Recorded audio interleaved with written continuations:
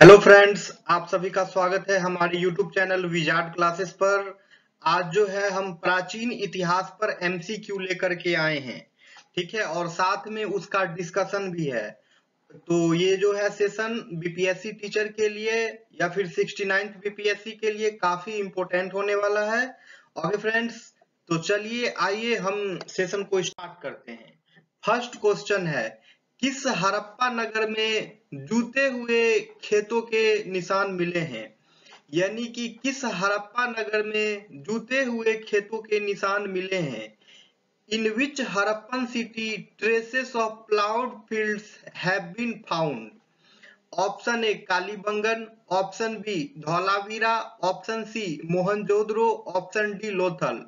Option A Kalibangan, option B Dholavira, option C Mohenjodaro, option D Lothal. तो friends, इसका answer हो जाएगा option A Kalibangan. Option A Kalibangan. Okay, इसका आंसर हो जाएगा ऑप्शन ए कालीबंगन। यानी कि कालीबंगन जो कि हड़प्पा का नगर है, वहां पर जूते हुए खेतों के निशान मिले हैं। वहां पे जूते हुए खेतों के निशान मिले हैं। ठीक है, कालीबंगन में। आइए अब इसका डिटेल एक्सप्लेनेशन देखते हैं। डिटेल एक्सप्लेनेशन में जो है फ्रेंड्स, हम लोग एक तरह से जो है हड़प्पा सभ्यता मतलब सिंधु घाटी सभ्यता को जो है हम लोग पूरा का पूरा इसमें चैप्टर को ही कवर करने जा रहे हैं। मात्र 2 से 3 मिनट में पूरा चैप्टर रिवाइज करवा देंगे। ओके, तो चलिए आइए। भारत और पाकिस्तान में पाया गया सिंधु घाटी सभ्यता, जिसे हड़प्पा सभ्यता भी कहा जाता है, अब तक ज्ञात सभी सभ्यताओं में सबसे प्राचीन है। भारत और पाकिस्तान में पाया गया सिंधु घाटी सभ्यता, जिसे हम लोग हड़प्पा सभ्यता भी कहते हैं, अब तक ज्ञात सभी सभ्यताओं में सबसे प्राचीन सभ्यता है। ठीक है, यानी कि सिंधु घाटी सभ्यता, जिसे हम लोग हड़प्पा सभ्यता भी कहते हैं, सभी सभ्यताओं में सबसे प्राचीन है, यानी कि सबसे पुराना है। एक बार इंग्लिश में देख लीजिए, जिन लोग का इंग्लिश मीडियम है उनको भी दिक्कत नहीं होगा। The Indus Valley Civilization, also known as the Harappan civilization, found in India and Pakistan, is the oldest of all civilization known so far. ठीक है, अभी तक के जाने जितने भी सभ्यताएं हैं सभी में पुराना है इंडस वैली, जिसे हम लोग हड़प्पा सिविलाइजेशन भी कहते हैं। इसकी खोज 1921 में हुई। इसकी खोज 1921 में हुई। It was discovered in 1921। Okay friends, इसकी खोज जो है हड़प्पा सभ्यता की खोज जो है 1921 में हुई। इसका विकास सिंधु और घग्गर या हकरा के किनारे हुआ। इसका विकास जो है सिंधु और घग्गर या हगरा के किनारे हुआ। ठीक है, it was developed on the banks of Indus and Ghaggar या हाकरा, ये जो है रिवर का नाम है। ठीक है, इसका विकास सिंधु नदी या फिर घग्गर या हाकरा के किनारे हुआ है। हड़प्पा, मोहनजोदड़ो, कालीबंगा, लोथल, धौलावीरा और राखीगढ़ी इसके प्रमुख केंद्र थे। इंडस वैली सिविलाइजेशन के प्रमुख केंद्र जो थे, हड़प्पा थे, मोहनजोदड़ो थे, कालीबंगा थे, लोथल थे जो कि गुजरात में है, धौलावीरा और राखीगढ़ी इसके प्रमुख केंद्र थे। Harappa, Mohenjodaro, Kalibanga, Lothal, Dholavira and Rakhigarhi where its main centres. चूंकि इस सभ्यता का विकास सिंधु नदी और उसकी सहायक नदियों के आसपास के क्षेत्र में हुआ था, इसलिए इसे सिंधु घाटी सभ्यता का नाम दिया गया है। ओके, चूंकि इस सभ्यता का विकास जो है सिंधु नदी व उसकी सहायक नदियों के आसपास के क्षेत्र में हुआ था, इसलिए इसे सिंधु घाटी सभ्यता का नाम दिया गया है। Okay, since this civilization was developed in the area around the Indus River and its tributaries, it has been named as the Indus Valley Civilization. Okay, चूंकि इस सभ्यता का विकास जो है सिंधु नदी और उसकी सहायक नदियों के आसपास के क्षेत्र में हुआ था, इसलिए इसे सिंधु घाटी सभ्यता का नाम दिया गया है। ठीक है, इस सभ्यता का आकार त्रिभुजाकार था। The shape of this civilisation was triangular. ठीक है फ्रेंड्स, यानी कि इस सभ्यता का आकार जो है त्रिभुजाकार था। यानी कि इस सभ्यता का आकार यानी कि सिंधु घाटी सभ्यता का आकार जो है त्रिभुजाकार था। हड़प्पा सभ्यता का आकार अपने समय की प्राचीन मिस्र और मेसोपोटामिया सभ्यताओं से भी बड़ा था। हड़प्पा सभ्यता का आकार अपने समय की प्राचीन मिस्र और मेसोपोटामिया सभ्यताओं से भी बड़ा था। The size of the Harappan civilisation was larger than the ancient Egyptian and Mesopotamian civilisation of its time. यानी कि हड़प्पा सभ्यता का आकार जो था अपने समय की प्राचीन मिस्र और मेसोपोटामिया सभ्यताओं से भी बड़ा था। इस सभ्यता को प्राचीन नगरीय सभ्यता में गिना जाता है क्योंकि यह नगरकृत सभ्यताओं में से एक थी। Okay, this civilisation is counted in the ancient urban civilisation because it was one of the urbanised civilisation. यानी कि हड़प्पा सभ्यता सिंधु घाटी सभ्यता को जो है प्राचीन नगरीय सभ्यता में गिना जाता है क्योंकि यह नगरकृत सभ्यताओं में से एक थी। इस सभ्यता के खोजे गए दो प्रमुख नगर हड़प्पा और मोहनजोदड़ो दोनों ही पाकिस्तान में हैं। Harappa and Mohenjodaro the two main cities discovered of this civilisation are both in Pakistan. यानी कि सिंधु घाटी सभ्यता के खोजे गए दो प्रमुख नगर हड़प्पा और मोहनजोदड़ो दोनों ही पाकिस्तान में हैं। यानी कि सिंधु घाटी सभ्यता के खोजे गए दो प्रमुख नगर हड़प्पा और मोहनजोदड़ो दोनों ही पाकिस्तान में हैं। सर्वप्रथम हड़प्पा और मोहनजोदड़ो की खुदाई सर जॉन मार्शल ने कराई थी। First of all the excavation of Harappa and Mohenjodaro was done by sir John Marshall. सर्वप्रथम यानी कि सबसे पहले हड़प्पा और मोहनजोदड़ो की खुदाई सर जॉन मार्शल ने कराई थी। यानी कि सबसे पहले हड़प्पा और मोहनजोदड़ो की खुदाई जो है सर जॉन मार्शल ने कराई थी। हड़प्पा नगर रावी नदी के किनारे बसा हुआ था तथा मोहनजोदड़ो सिंधु नदी के किनारे बसा हुआ था। The Harappa city was situated on the banks of the Ravi river and Mohenjodaro was situated on the banks of the Indus river. यानी कि हड़प्पा नगर जो है रावी नदी के किनारे बसा हुआ था, ठीक है। यानी कि हड़प्पा नगर जो है रावी नदी के नियर लोकेटेड था और मोहनजोदड़ो जो है सिंधु नदी के किनारे लोकेटेड था, ठीक है। और मोहनजोदड़ो जो है सिंधु नदी के किनारे लोकेटेड था। यानी कि सिंधु नदी के किनारे मोहनजोदड़ो बसा हुआ था, ठीक है फ्रेंड्स। रिवाइज कर लीजिए एक बार फिर से। हड़प्पा नगर जो है रावी नदी के किनारे बसा हुआ था और मोहनजोदड़ो जो है सिंधु नदी के किनारे बसा हुआ था। ओके, और भी क्वेश्चन है फ्रेंड्स, हम लोग एमसीक्यू भी करवाएंगे। अभी पहले डिस्कशन देख लेते हैं इंडस वैली सिविलाइजेशन का, उसके बाद, ठीक है। लोथल इस सभ्यता का प्रमुख बंदरगाह था तथा मोहनजोदड़ो में एक विशाल स्नान घर की भी खोज की जा चुकी है। Lothal was the main port of this civilisation and huge bath house has also been discovered in Mohenjodaro. यानी कि लोथल जो है इस सभ्यता का प्रमुख बंदरगाह था। लोथल जो कि गुजरात में है, इस सभ्यता का प्रमुख बंदरगाह था तथा मोहनजोदड़ो में एक विशाल स्नान घर की भी खोज की जा चुकी है। और मोहनजोदड़ो में जो है एक विशाल स्नान घर की भी खोज की जा चुकी है।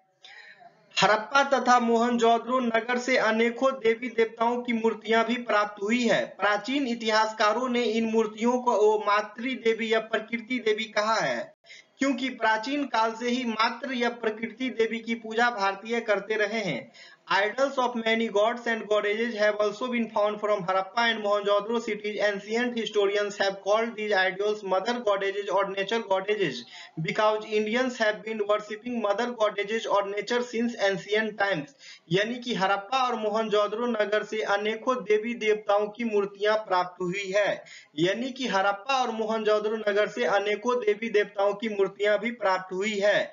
प्राचीन इतिहासकारों ने इन मूर्तियों को मातृ देवी या प्रकृति देवी कहा है। प्राचीन इतिहासकारों ने इन मूर्तियों को मातृ देवी या प्रकृति देवी कहा है क्योंकि प्राचीन काल से ही मातृ या प्रकृति देवी की पूजा भारतीय करते रहे हैं। ओके, आधिकारिक रूप से सन 1921 में दयाराम साहनी ने हड़प्पा सभ्यता की खोज की थी, ठीक है। इसे कट कर लीजिए फ्रेंड्स, इसे देखिए, कट कर लीजिए ये, ठीक है। आधिकारिक रूप से सन 1921 में दयाराम साहनी ने हड़प्पा सभ्यता की खोज की थी, ठीक है। आधिकारिक रूप से सन 1921 में दयाराम साहनी ने हड़प्पा सभ्यता की खोज की थी। ऑफिशियली इन 1921 दयाराम साहनी डिस्कवर्ड हड़प्पा, ठीक है। ऑफिशियली इन 1921 दयाराम साहनी डिस्कवर्ड हड़प्पा, यानी कि आधिकारिक रूप से सन 1921 में दयाराम साहनी ने हड़प्पा की खोज की थी।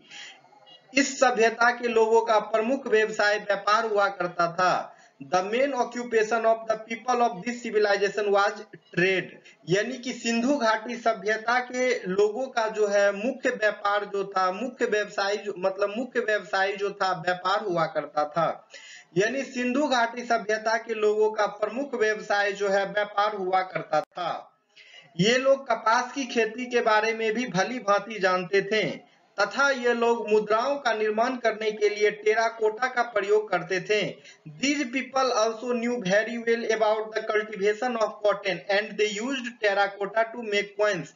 यानी कि सिंधु घाटी सभ्यता के लोग जो थे कपास की खेती के बारे में भी भली भांति जानते थे तथा यह लोग मुद्राओं का निर्माण करने के लिए टेराकोटा का प्रयोग करते थे तथा यह लोग जो है मुद्राओं का प्रयोग करने के लिए, मुद्राओं का निर्माण करने के लिए टेराकोटा का प्रयोग करते थे। ठीक है, यानी कि सिंधु घाटी सभ्यता के लोगों को जो है कपास की खेती के बारे में भी भली भांति जानकारी थी। ठीक है, और साथ में ये लोग जो है मुद्राओं का निर्माण यानी कि कॉइन्स का निर्माण के लिए टेराकोटा का प्रयोग करते थे। ठीक है, नोट कर लीजिए फ्रेंड्स, सिंधु घाटी सभ्यता के लोग कॉइन्स के निर्माण के लिए टेराकोटा का प्रयोग करते थे। ओके, सिंधु घाटी सभ्यता के लोग कॉइन्स के निर्माण के लिए टेराकोटा का प्रयोग करते थे। हड़प्पा सभ्यता के मोहनजोदड़ो से कपड़े के टुकड़े के अवशेष मिले हैं तथा इतिहासकारों के अनुसार पहली बार कपास उपजाने का श्रेय हड़प्पा वासियों को ही दिया जाता है। The remains of a piece of cloth have been found from Mohenjo-daro of the Harappan civilization and according to historians, the credit for growing cotton for the first time is given to the Harappans। यानी कि हड़प्पा सभ्यता के मोहनजोदड़ो से कपड़े के टुकड़े के अवशेष भी मिले हैं तथा इतिहासकारों के अनुसार पहली बार कपास उपजाने का श्रेय हड़प्पा वासियों को ही दिया जाता है। ओके फ्रेंड्स, यानी कि ओवरऑल देखिए तो पहली बार जो है कपास उपजाने का क्रेडिट जो है हड़प्पा वासियों को ही दिया जाता है। पहली बार कपास यानी कि कॉटन उपजाने का श्रेय हड़प्पा वासियों को ही दिया जाता है। पहली बार कपास यानी कि कॉटन उपजाने का श्रेय हड़प्पा वासियों को ही दिया जाता है। ओके फ्रेंड्स, आप लोग को याद भी हो रहा होगा साथ साथ, और जिनका पढ़ा हुआ है उनका रिवीजन भी हो रहा होगा। ओके, तो चलिए फिर देखते हैं। हड़प्पा वासी चारकोल के बारे में भी जानते थे। मोहनजोदड़ो की खुदाई से ज्ञात हुआ है कि यह लोग स्नान घर में पानी के रिसाव को रोकने के लिए चारकोल का प्रयोग किया करते थे। The Harappans also knew about charcoal. It is known from the excavation of Mohenjo-daro that these people used charcoal to stop the leakage of water in the bathroom। यानी कि हड़प्पा वासी चारकोल के बारे में भी जानते थे। मोहनजोदड़ो की खुदाई से यह ज्ञात हुआ है कि यह लोग स्नान घर में पानी का रिसाव को रोकने के लिए चारकोल का प्रयोग किया करते थे। ओके फ्रेंड्स, यानी कि हड़प्पा वासी जो है चारकोल के बारे में भी जानते थे। मोहनजोदड़ो में एक खुदाई हुई थी, उसे यह ज्ञात होता है यानी कि उससे यह प्रूव होता है कि यह लोग स्नान घर में पानी के रिसाव को रोकने के लिए चारकोल का प्रयोग करते थे। ओके, यानी कि हड़प्पा वासी जो है चारकोल के बारे में भी जानते थे। ठीक है, अपने स्नान घर में पानी के रिसाव को रोकने के लिए ये लोग चारकोल का प्रयोग करते थे। और चारकोल के बारे में पता कहां से चला, तो मोहनजोदड़ो की एक खुदाई से चारकोल के बारे में पता चला। ठीक है, हड़प्पा वासी मिट्टी के बर्तनों में मुख्यतः लाल रंग का प्रयोग करते थे। The Harappans mainly used red color in their pottery। Harappa वासी जो थे, सिंधु घाटी सभ्यता के वासी जो थे, मिट्टी के बर्तनों में मुख्यतः लाल रंग का प्रयोग करते थे। हड़प्पा वासी मिट्टी के बर्तनों में मुख्यतः लाल रंग का प्रयोग करते थे। सिंधु घाटी सभ्यता का प्रमुख व्यवसाय कृषि पर आधारित था तथा इस सभ्यता की प्रमुख फसलें गेहूं एवं जौ थी। The main occupation of the Indus Valley civilization was based on agriculture and the main crops of this civilization were wheat and barley। यानी कि सिंधु घाटी सभ्यता का प्रमुख व्यवसाय जो है कृषि पर आधारित था, यानी कि एग्रीकल्चर पर आधारित था तथा इस सभ्यता की प्रमुख फसलें गेहूं और जौ थी। याद कर लीजिए फ्रेंड्स, सिंधु घाटी सभ्यता की प्रमुख फसलें जो है गेहूं और जौ थी। सिंधु घाटी सभ्यता की प्रमुख फसलें गेहूं एवं जौ थी। ठीक है, और इस सभ्यता का प्रमुख व्यवसाय जो है कृषि पर ही आधारित था। ओके, कालीबंगा से प्राप्त हल के साक्ष्य मिले हैं, यानी कि सिंधु घाटी सभ्यता में कालीबंगा से जो है प्राप्त हल के साक्ष्य मिले हैं, जिससे ज्ञात होता है यह लोग खेतों की जुताई करने के लिए हल और बैलों का प्रयोग करते थे। Evidence of plough received from Kalibanga has been found, from which it is known that these people used plough and oxen to plough the fields। यानी कि कालीबंगा से प्राप्त हल के साक्ष्य मिले हैं, जिससे ज्ञात होता है यह लोग खेतों की जुताई करने के लिए हल और बैलों का भी प्रयोग करते थे। ठीक है, नोट्स कर लीजिए, इस चीज का साक्ष्य जो है कालीबंगा से मिला है। ठीक है, एग्जाम में क्वेश्चन आ सकता है कालीबंगा से किस चीज का साक्ष्य मिला है सिंधु घाटी सभ्यता में, तो आप लोग आंसर दे सकते हैं कि कालीबंगा से जो है खेतों की जुताई करने के लिए हल और बैलों का प्रयोग करते थे, इसका साक्ष्य मिला है। ठीक है, कालीबंगा से किस चीज का साक्ष्य मिला है सिंधु घाटी सभ्यता में, तो कालीबंगा से साक्ष्य मिला है कि सिंधु घाटी सभ्यता के लोग जो है खेतों की जुताई करने के लिए हल और बैलों का प्रयोग करते थे। सिंधु घाटी सभ्यता में खेतों की जुताई करने के लिए हल और बैलों का प्रयोग करते थे, यह जो है कालीबंगा से प्राप्त हुआ है, यह जो है कालीबंगा से प्राप्त एक साक्ष्य मिलते हैं। ओके, हड़प्पा सभ्यता मातृ प्रधान सभ्यता थी तथा यह अपनी मातृ देवी और प्रकृति देवी की पूजा करते थे। The Harappan civilisation was a matriarchal civilization. The Harappan civilisation was a matriarchal civilization. ठीक है, हड़प्पा सभ्यता जो है मातृ प्रधान सभ्यता थी। हड़प्पा सभ्यता जो है मातृ प्रधान सभ्यता थी तथा यह अपनी मातृ देवी और प्रकृति देवी की पूजा करते थे। ओके, 1500 ईसा पूर्व के आसपास हड़प्पा सभ्यता बिखर गई और इस सभ्यता का पतन हो गया। The Harappan civilisation disintegrated around 1500 BC and this civilization declined। यानी कि 1500 ईसा पूर्व के आसपास हड़प्पा सभ्यता बिखर गई और इस सभ्यता का पतन हो गया। ठीक है, 1500 ईसा पूर्व के आसपास जो है हड़प्पा सभ्यता का पतन हो गया। ओके फ्रेंड्स, प्रसिद्ध इतिहासकारों ने इस सभ्यता के पतन के कई कारण बताए। प्रसिद्ध विद्वान गार्डन चाइल्ड और व्हीलर के अनुसार आर्यों का आक्रमण इस सभ्यता के विनाश का कारण बना। Famous historians gave many reasons for the downfall of this civilization. According to famous scholars Garden Child and Wheeler, the invasion of Aryans caused the destruction of this civilization। यानी कि प्रसिद्ध इतिहासकारों ने इस सभ्यता के पतन के कई कारण बताए।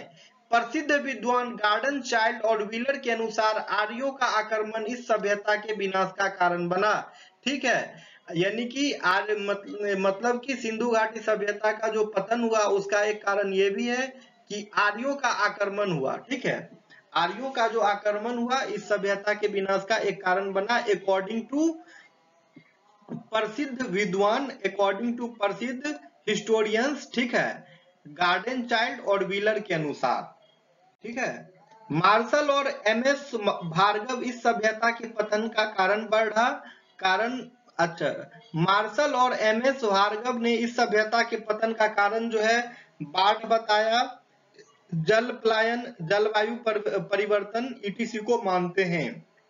यानी कि Marshall and MS Bhargav considered flood, water migration, climate change as the reason for the decline of this civilization।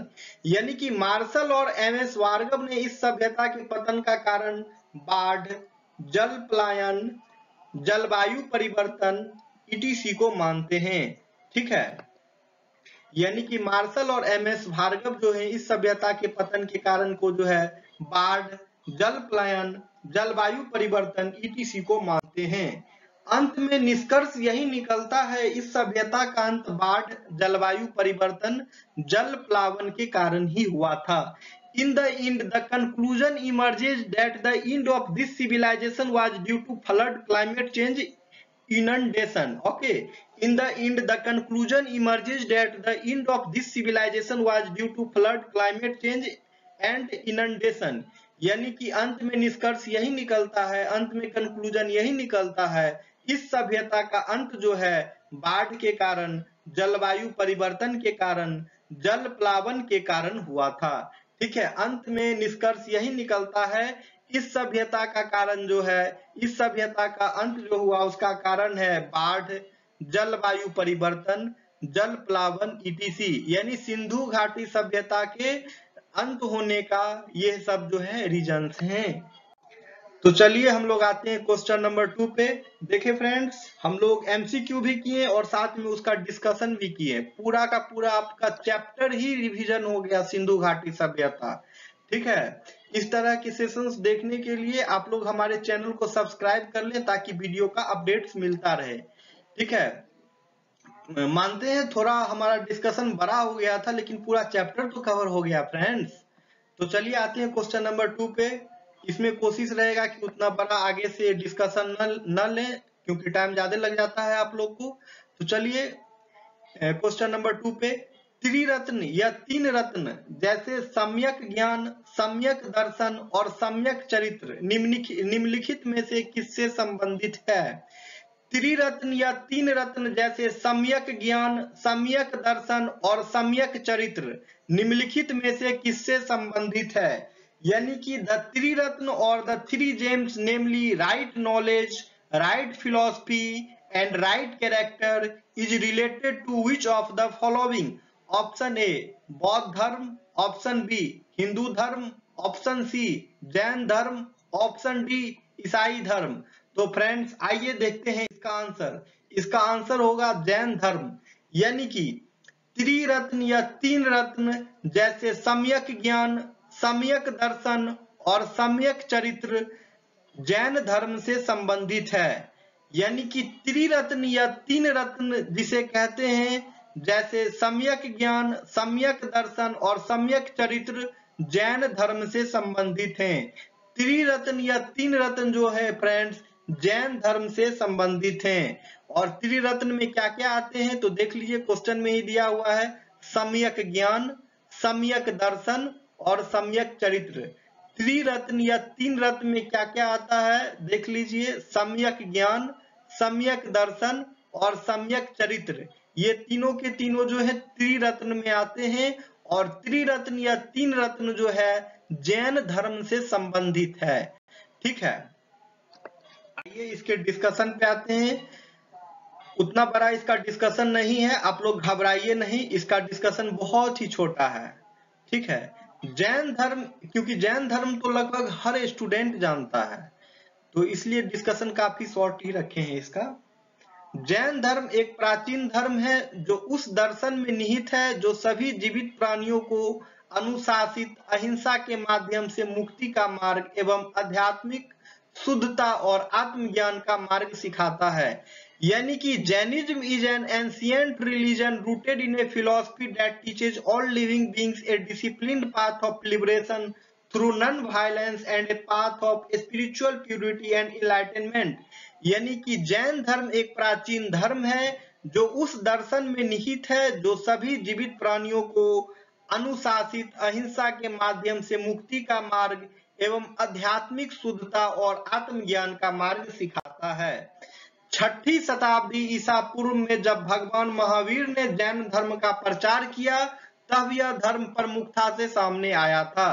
तब यह धर्म जो है प्रमुखता से सामने आया था। यानी कि this religion came into prominence when Lord Mahavir preached Jainism in the 6th century BC। यानी कि 6ठी शताब्दी ईसा पूर्व में जब भगवान महावीर ने जैन धर्म का प्रचार किया तब यह धर्म जो है प्रमुखता से सामने आया। यानी कि 6ठी शताब्दी ईसा पूर्व में जब भगवान महावीर ने जैन धर्म का प्रचार किया तब यह धर्म जो है प्रमुखता से सामने आया था। इस धर्म में 24 महान शिक्षक हुए जिनमें अंतिम भगवान महावीर थे। यानी कि जैन धर्म में जो है 24 महान शिक्षक हुए जिन्हें हम लोग तीर्थंकर भी कहते हैं, जिनमें से अंतिम भगवान महावीर थे। भगवान महावीर जो थे जैन धर्म के 24वें तीर्थंकर थे। There were 24 great teachers in this religion, the last of whom was Lord Mahavir। यानी कि जैन धर्म में 24 महान शिक्षक हुए जिसे तीर्थंकर भी कहते हैं, जिनमें से अंतिम जो है भगवान महावीर थे। इन 24 शिक्षकों को तीर्थंकर कहा जाता था। देख लीजिए फ्रेंड्स, जो बात हम बोले वही बात यहाँ पे है कि जैन धर्म में जो 24 शिक्षक हुए उसको उनको तीर्थंकर कहा जाता था।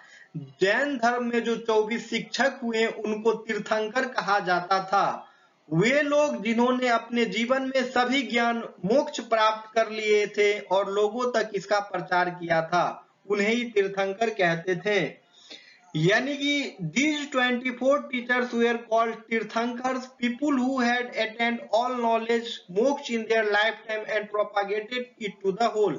यानी कि इन 24 शिक्षकों को तीर्थंकर कहा जाता था। वे लोग जिन्होंने अपने जीवन में सभी ज्ञान मोक्ष प्राप्त कर लिए थे और लोगों तक इसका प्रचार किया करते थे, उन्हें ही तीर्थंकर कहते थे। प्रथम तीर्थंकर जो थे जैन धर्म के ऋषभनाथ थे। जैन धर्म के प्रथम तीर्थंकर जो थे ऋषभनाथ थे। द फर्स्ट तीर्थंकर वाज ऋषभनाथ, यानी कि ऋषभनाथ जो थे जैन धर्म के प्रथम तीर्थंकर थे। और महावीर जो है वो जैन धर्म के सबसे लास्ट तीर्थंकर थे, यानी कि 24वें तीर्थंकर जैन धर्म के महावीर स्वामी थे। जैन शब्द जीन या जैन से बना है, जिसका अर्थ है विजेता। यानी कि the word Jain is derived from Jina और Jain which means winner. Jain शब्द या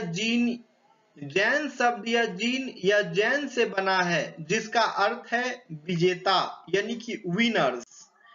24वें तीर्थंकर वर्धमान महावीर का जन्म 540 ईसा पूर्व वैशाली के निकट कुंड ग्राम में गांव में हुआ था। यानी कि महावीर का जन्म कहाँ हुआ था उसके बारे में है। तो जैन धर्म के 24वें तीर्थंकर थे, आप लोग जान ही गए होंगे, इतना हम बोल रहे हैं तब से कि जैन धर्म के 24वें तीर्थंकर जो है महावीर स्वामी थे और उनका जन्म जो है 540 ईसा पूर्व वैशाली के निकट कुंडग्राम गांव में हुआ था।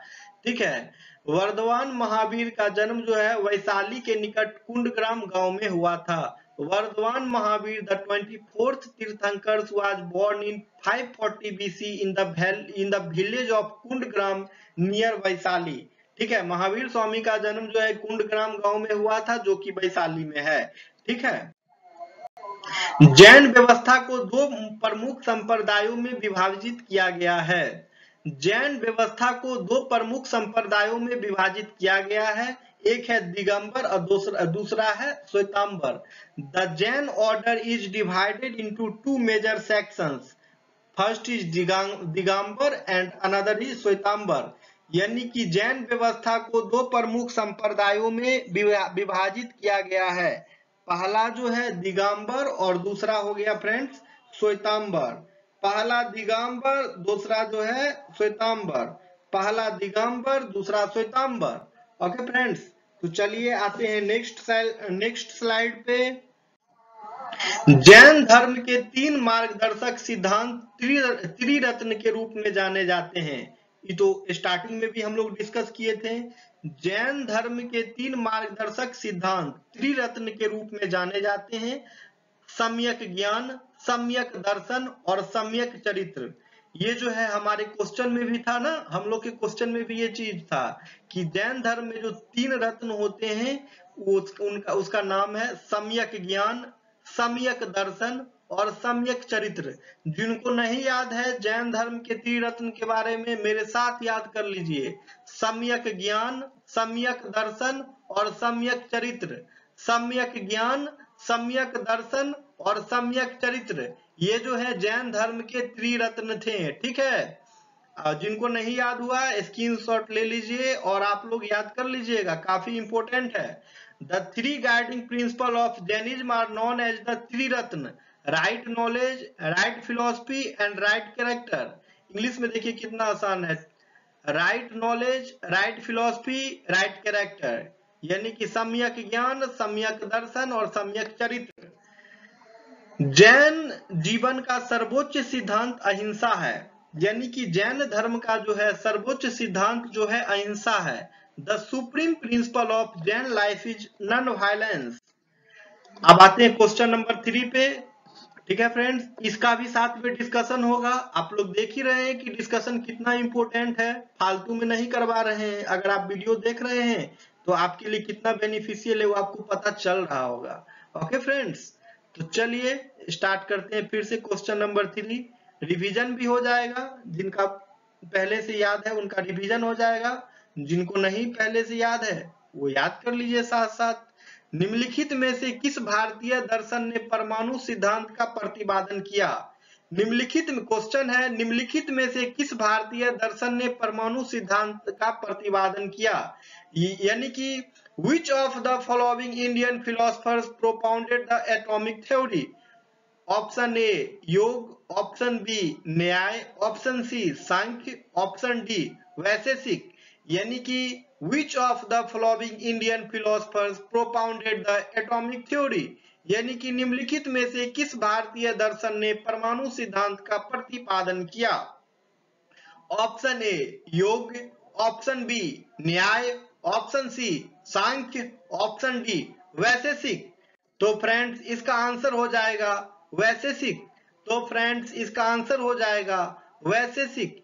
यानी कि निम्नलिखित में से जो है वैश्विक जो है भारतीय दर्शन ने परमाणु सिद्धांत का प्रतिपादन किया। ठीक है, निम्नलिखित में से जो है वैशेषिक जो है भारतीय दर्शन ने परमाणु सिद्धांत का प्रतिपादन किया।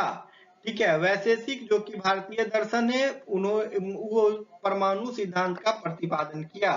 ठीक है, यानी कि वैशेषिक जो कि इंडियन फिलोसफर है वो एटॉमिक थ्योरी को प्रोपाउंडेड किए हैं। ठीक है, निम्नलिखित में से वैशेषिक जो है जो भारतीय दर्शन है उन्होंने परमाणु सिद्धांत का प्रतिपादन किया। अब आते हैं इसके डिस्कशन पे। ठीक है, भारतीय परमाणु सिद्धांत का प्रस्ताव महर्षि कणाद ने किया था, जो वैशेषिक दर्शन शास्त्र के संस्थापक थे। यानी कि the Indian atomic theory was proposed by Maharshi Kanad, who was the founder of Vaisheshika philosophy. ठीक है, who are the founder of Vaisheshika philosophy. यानी कि भारतीय परमाणु सिद्धांत का प्रस्ताव महर्षि कणाद ने किया था, जो वैशेषिक दर्शन शास्त्र के संस्थापक थे। कणाद ने सिद्ध किया कि परमाणु आकार में गोलाकार होना चाहिए। ठीक है, कणाद ने सिद्ध किया कि परमाणु आकार में गोलाकार होने चाहिए। यानी कि Kanad proved that atoms should be spherical in shape. यानी कि Kanad proved that atoms should be spherical in shape. अब आते हैं क्वेश्चन नंबर 4 पे। इस क्वेश्चन का काफी बड़ा डिस्कशन नहीं था, काफी छोटा ही था। ठीक है, तो आप लोग को ज्यादा प्रॉब्लम नहीं हुई होंगी। जिन लोगों को लग रहा होगा काफी बड़ा डिस्कशन है उनके लिए तो काफी अच्छा था क्या। चलिए अब आते हैं क्वेश्चन नंबर 4 पे। किस शासक के काल में चतुर्थ बौद्ध संगति का आयोजन कश्मीर में हुआ था? यानी कि during the reign of which ruler the fourth Buddhist council was held in Kashmir. यानी कि किस शासक के काल में चतुर्थ बौद्ध संगीति का आयोजन कश्मीर में हुआ था? Option A Ashoka, option B Ajatashatru, option C Kanishka, option D Kalashoka. यानी कि option A Ashoka, option B Ajatashatru, option C Kanishka, option D Kalashoka. तो फ्रेंड्स इसका आंसर हो जाएगा कनिष्क। तो फ्रेंड्स इसका आंसर हो जाएगा कनिष्क। यानी कि कनिष्क के काल में चतुर्थ बौद्ध संगीति का आयोजन कश्मीर में हुआ था।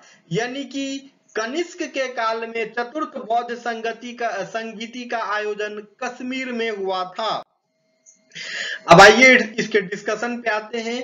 बौद्ध संगीति का तात्पर्य उस संगोष्ठी या सम्मेलन या महासभा से है जो महात्मा बुद्ध के परिनिर्वाण के अल्प समय के पश्चात से ही उनके उपदेशों को संग्रहित करने, उनका पाठ वाचन करने आदि के उद्देश्य से संबंधित था।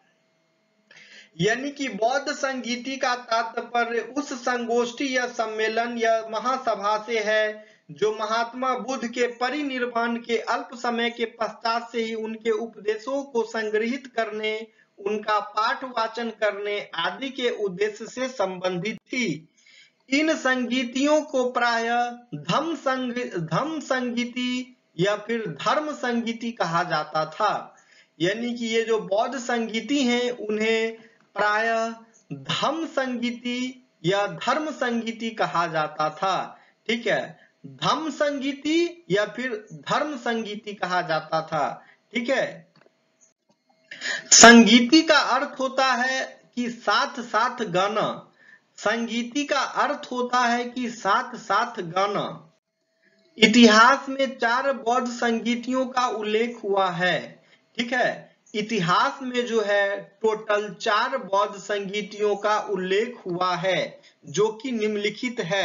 देखिए, पहला है प्रथम बौद्ध संगीति, उसके बाद द्वितीय बौद्ध संगीति, तृतीय बौद्ध संगीति, चतुर्थ बौद्ध संगीति।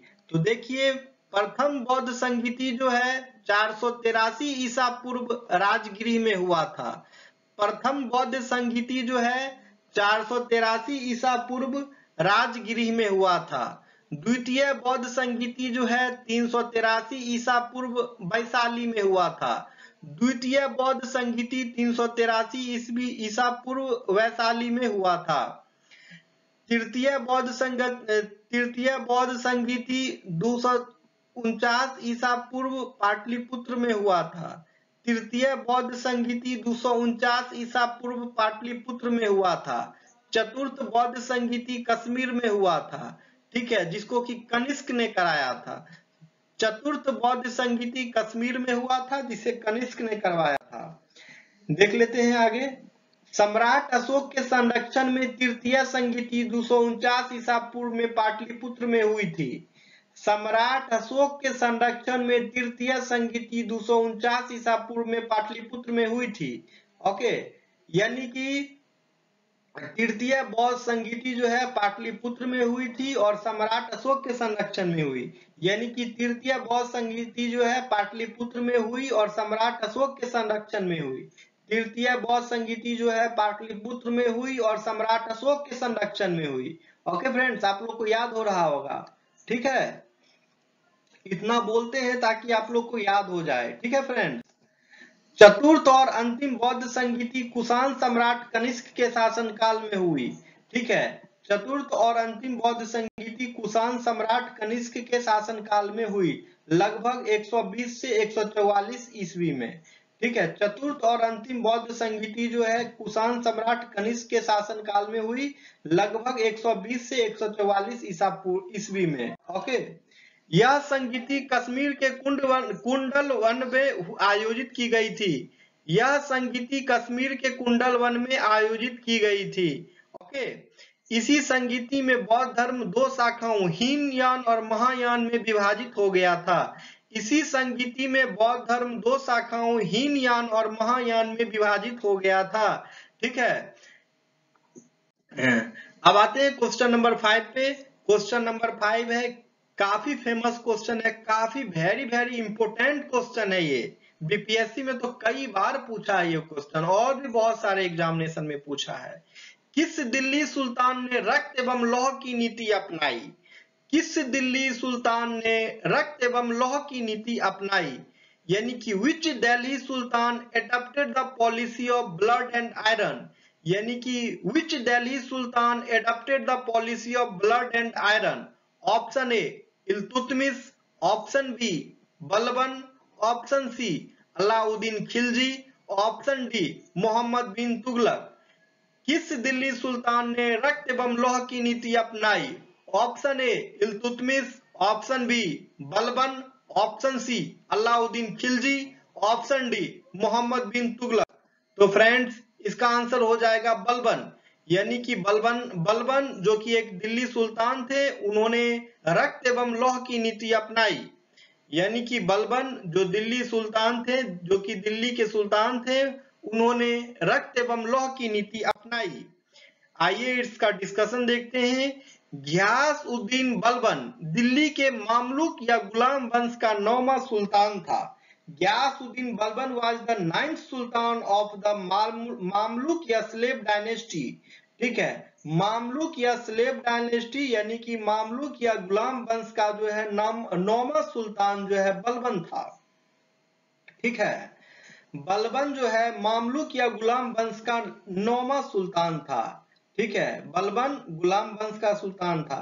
ओके फ्रेंड्स, और गुलाम वंश का ये 9वां सुल्तान था। ओके, गुलाम वंश के दिल्ली के सुल्तान बलबन ने खून और लौह की नीति अपनाई, जिसने दुश्मनों को हर तरह की कठोरता, शक्ति, तलवार के इस्तेमाल और खून बहाने की नीति का पालन करने की अनुमति दी। यानी कि गुलाम वंश के दिल्ली के सुल्तान बलबन ने खून और लोहे की नीति अपनाई, जिसने दुश्मनों को हर तरह की कठोरता, शक्ति, तलवार के इस्तेमाल और खून बहाने की नीति का पालन करने की अनुमति दी। सिजदा और पैबोस एक प्रकार की प्रथा थी जिसे गियासुद्दीन बलबन ने शुरू किया था। सिजदा और पैबोस एक प्रकार की प्रथा थी जिसे गियासुद्दीन बलबन ने शुरू किया था। बलबन गुलाम वंश का सबसे शक्तिशाली शासक था। बलबन जो है गुलाम वंश का सबसे शक्तिशाली शासक था। ओके फ्रेंड्स, तो चलिए ये आज जो है हमारा क्लास खत्म हुआ। अगर आप लोग को हमारी वीडियो पसंद आती है तो हमारी वीडियो को आप लोग लाइक करें, और जो लोग चैनल पे नए हैं चैनल को सब्सक्राइब अवश्य कर लें, ताकि आपको वीडियो का नोटिफिकेशंस मिलता रहे। ये क्लासेस डेली होती है, डेली शाम में आपके मोबाइल पे नोटिफिकेशन चला जाएगा। ठीक है, शाम में 7 साढ़े 7 के आसपास। ठीक है, तो आप लोग जो है हमारे चैनल से कंटिन्यू जुड़े रहें। आप लोग के लिए काफी बेनिफिशियल है ये सेशन। जो लोग बीपीएससी टीचर का एग्जाम दे रहे हैं या फिर 69 बीपीएससी का एग्जाम दे रहे हैं, दोनों के लिए काफी इंपोर्टेंट सेशन है। और इससे रिलेटेड जितने भी एग्जाम हो गए, बिहार पुलिस, बिहार दरोगा, सभी के लिए तो इम्पोर्टेंट है ही। ओके फ्रेंड्स, चलिए तो मैं सेशन को एंड करता हूँ। थैंक यू एवरीवन, फिर मिलते हैं कल के सेशन में।